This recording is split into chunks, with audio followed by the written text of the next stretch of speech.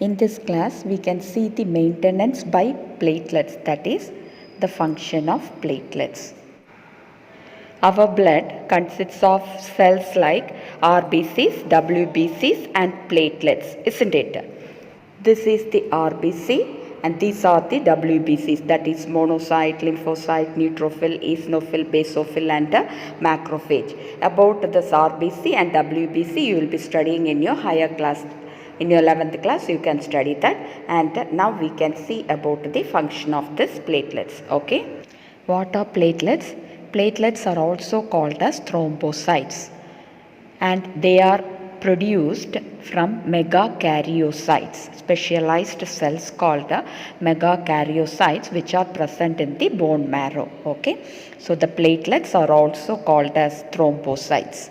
Now, what happens if any blood vessel gets a leak, gets damaged, or if bleeding occurs due to any injury? What happens?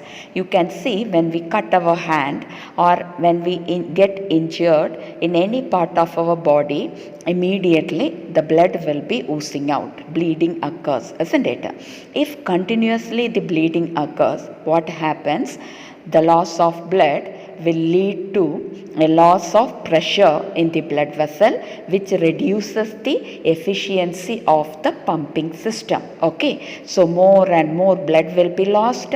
As a result, the pressure of blood inside the vessels will be reduced, which will reduce the efficiency of the pumping system, that our heart pumping system will be affected. Okay, now to avoid this, wherever bleeding occurs, the platelet cells will clot the blood so that the bleeding can be stopped. Okay, so how it is done?